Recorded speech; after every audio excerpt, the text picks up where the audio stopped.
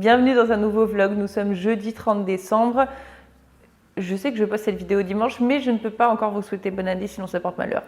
Je suis donc rentrée à Lyon, mais avant de discuter en direct, je voulais faire un petit retour en arrière pour vous montrer juste des petits plans que j'ai filmés à 3 d'un truc un petit peu personnel. Donc c'est parti. J'ai reçu des messages me disant « Marie, on aime bien tes conseils, mais montre-nous quelque chose d'un petit peu plus personnel. » Et s'il y a bien une chose personnelle que je vous ai jamais montrée, c'est ma période d'artiste.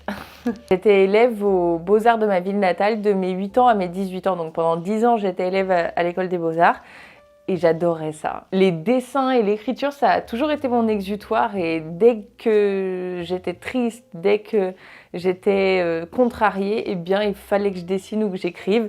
Et donc là, j'ai retrouvé ma pochette. Là, j'avais 11 ans. J'étais fan de Gainsbourg, alors j'avais pas un paquet de gitane. Et écoutez la description, c'est quand même quelque chose. La fumée bleutée d'une cigarette dans la fraîcheur d'une nuit sombre où le vent danse en ondulation. Ensuite, beaucoup plus tard, pour mon épreuve de bac, j'avais pris option art et j'avais eu l'idée de déconstruire la scène en plusieurs mouvements artistiques. Vous voyez, j'avais fait des panneaux en fait et chaque personnage de la scène était découpé dans des périodes artistiques différentes. C'est aussi, elle était marrante, j'avais pris des heures à faire tous les petits points, je sais même pas si on voit. Encore un autre mouvement ici. Regardez, en fait, c'était ça mon idée. J'avais pris la scène et je l'avais découpée en plusieurs panneaux, alors il m'en manque. Je sais pas où sont les autres, mais j'ai choisi de faire ça. Là, j'avais 14 ans. Je voulais peindre ma dualité. Ensuite, qu'est-ce que je peux vous montrer d'autre? On avait pour consigne d'intégrer des partitions dans une peinture. Et donc, on voit les vraies partitions ici. Et voilà, fallait un petit peu construire une peinture autour de ces partitions-là. Ça, c'est une nature morte que j'avais peinte lorsque j'avais 9 ans. Et je l'aime bien parce qu'elle est hyper spontanée. J'ai pas trop réfléchi, j'ai jeté les couleurs comme ça. Et je me souviens, c'était vraiment dans la toute première salle des Beaux-Arts, quand on est tout petit. Et j'aime bien cette petite peinture. J'avais l'air assez énervée, mais soit. Qu'est-ce que je peux vous montrer d'autre? J'étais passionnée par le fait de dessiner les noix, les graines, les feuilles. Encore des natures mortes et des couchers de soleil, en veux-tu, en voilà. Aussi, j'étais complètement fan du poème de Ronsard, Mignonne, allons voir si la rose. Mais après la mort, qu'y a-t-il? Peut-être une renaissance. Trop drôle. Regardez, j'avais peint tous les stades de la rose. Après, elle se meurt et ensuite, la grande question. Et ensuite, il y a les croquis d'archi que j'avais fait lorsque j'étais en stage de 3e dans un cabinet d'architecte. Et je voulais absolument être architecte d'ailleurs. J'aurais pas dû écouter les grandes personnes qui me disaient que j'étais obligée de faire S. Regardez ça, c'est excellent. Je viens de retrouver une petite description à l'arrière d'une peinture. Alors... Il s'agit d'un lever de soleil sur une mer scintillante. C'est l'aurore, mais là serait déjà très violent. La lumière pâle vient égayir la monotonie de la nuit. Une grande résistance de cette dernière est marquée par les nuages qui viennent assombrir cette explosion de lumière fulgurante. C'est un combat perdu d'avance pour la nuit. Autour du soleil, le violacé du ciel se fait plus doux. Iten accorde au violet la symbolique de la piété. Je préfère la représenter par la lumière du soleil et laisser un caractère plutôt tragique et oppressant au violet. Il est une fois de plus question de combat, d'opposition, ici, entre le bien, Dieu, le soleil et le mal, la nuit. Bon.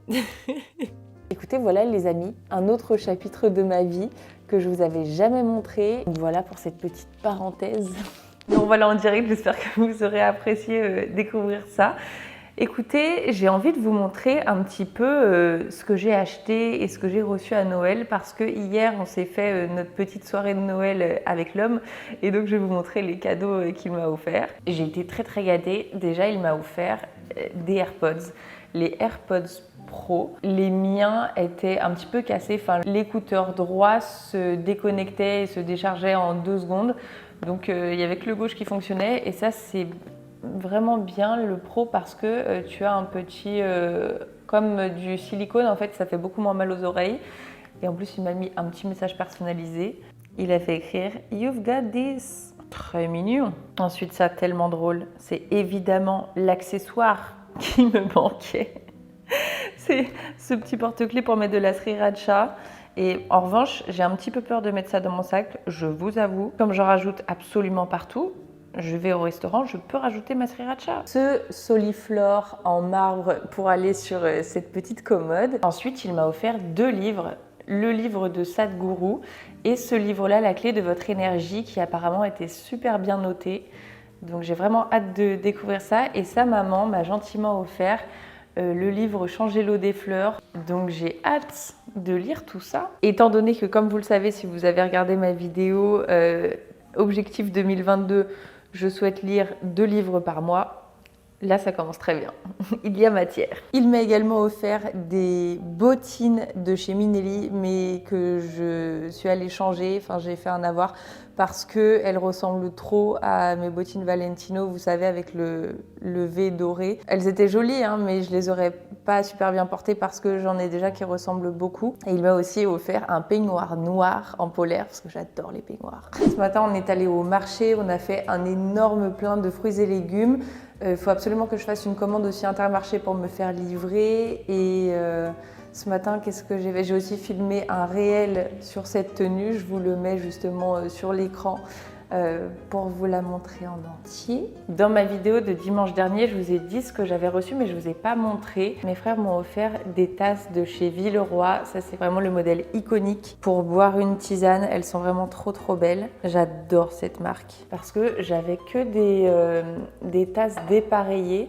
Si je veux inviter des gens, vous voyez, j'avais que des tasses complètement dépareillées comme ça. Donc là, j'en ai 6, c'est bien. Et ils m'ont aussi offert les fameuses cuillères qui viennent de chez Villeroy aussi. Et mes belles-sœurs m'ont offert ces couverts dorés mat. Ils viennent de chez Maison du Monde.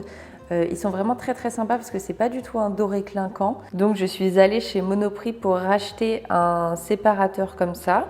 J'ai trouvé exactement le même que celui que j'avais déjà. Ouais, je voulais vous montrer, j'avais gardé un petit carton pour vous montrer l'emballage de la cuillère. Le modèle, c'est New Wave Café.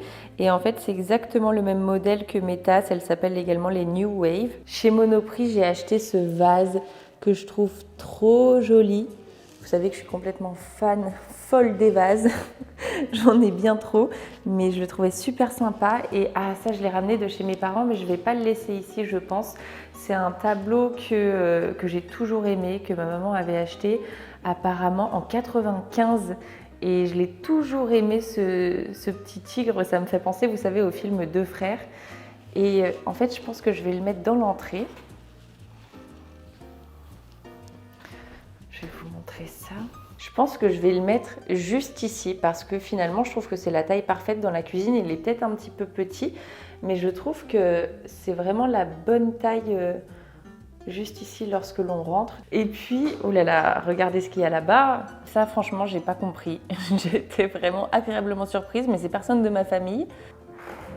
Pour être complètement honnête avec vous, je l'ai déjà ouvert hier et puis je l'ai refermé parce que je pensais faire un réel unboxing et puis finalement je me suis dit que ça faisait un peu show-off et j'avais pas spécialement envie de ça. Donc je voulais l'ouvrir plus simplement dans un vlog pour vous montrer. Et ce qui est drôle, c'est que Chanel me l'a pas envoyé en tant qu'influenceuse mais simplement en tant que cliente parce que j'ai regardé sur le petit mot, ça venait de la part de Ikoka qui est une conseillère de vente au 31 rue Cambon que j'adore. Elle est vraiment adorable. D'ailleurs, si vous avez l'occasion d'aller chez Chanel et que vous voulez vous adresser à quelqu'un, demandez Ikoka parce que c'est un ange, elle est trop gentil et très professionnelle aussi. Et elle m'a fait livrer ce cadeau à mon ancienne adresse à Paris. Et donc, mon ancienne gardienne m'appelle en me disant « il y a un énorme sac Chanel qui t'attend ».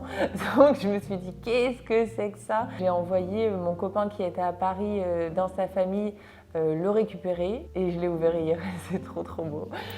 Si vous vous demandez, cette petite robe, je l'ai achetée chez Claudie Pierlot, en magasin d'usine à Troyes. Tu viens voir ce livre magnifique sur la vie de Chanel. J'adore ce genre de livre, vous savez, c'est des livres sympas à lire, mais surtout un peu déco à poser sur ta table de salon. Trop joli, j'avais déjà vu le film, dites-moi si vous l'aviez vu. Contente d'avoir le livre. Et alors ça, regardez, c'est juste magnifique.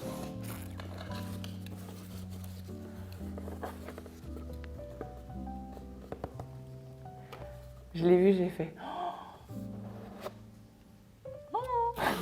C'est une bougie, un cierge. Je la trouve divine, trop belle. Et voilà, bien trop gâtée. Merci beaucoup Chanel, merci Icoca, trop gentil. Ça aussi, je voulais vous montrer, regardez ce que je viens d'acheter. Très envie d'avoir ça chez moi. Tadam! C'est un échiquier, non seulement je trouve l'objet très beau, je vous mettrai le lien dans la barre d'infos, celui-ci est vraiment très chouette et j'avais très envie de jouer, de savoir jouer. Regardez ça, trop beau, non?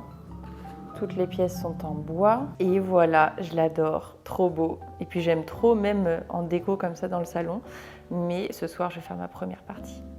Très envie de savoir jouer à ça. Pour l'instant, je connais pas grand chose, juste comment disposer les pièces et le fait qu'il faille saisir le roi. J'ai oublié de vous montrer ça.